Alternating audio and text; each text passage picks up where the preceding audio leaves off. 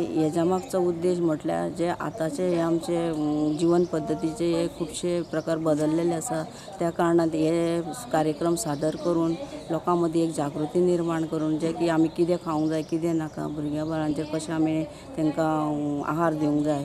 कारण आतांची भुरगीं म्हणल्यार आमचें फुडलें भविश्य जावन आसा, तेंचे योग्य निगा राखपाक लागून तशेंच तेंची शरिराची बरी वाड जावपाक लागून हो कार्यक्रम आयज आमी आयोजीत केल्लो आहा। कारण तेंचे पेरंट्स जे हांगासर उपस्थित आहा ते तांकां बरें म्हाका दिसता घरा कडेन वचून बरें तांकां आहार म्हटल्यार कितें चडश्यो आमच्यो जिवनान येणाऱ्यो तांती, नुस्तें, भाज्यो, तशेंच आमकां थोडेशे रायस तशेंच आनी इतर खुबशे आमचे आहारान हे सदां आमच्या जेवणाक आसूंक जाय।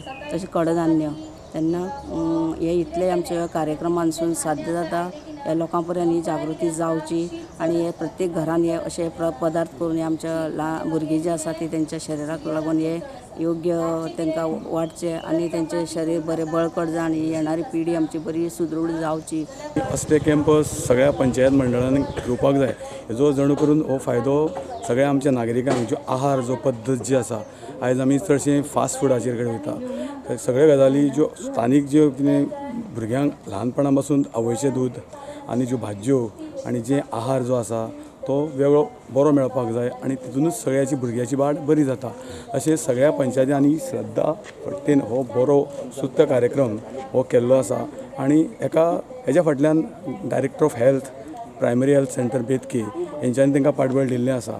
तेन्ना हांव तसो असले कॅम्प आहा ते आमचे वळवय विलेज पंचायतींनी हांव ह्या उपसरपंच नात्यान हांव आयोजीत करपाची हांवें तयारी दवरलेली आसा।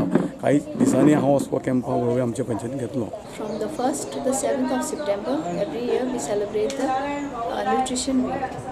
It is only to create awareness about good habits concerning nutrition, not just for that week but throughout the year which it has to be continued. Now over here we are having a program on a recipe competition. So many ladies were asked to prepare a number of food stuff, mostly dealing with the vegetables.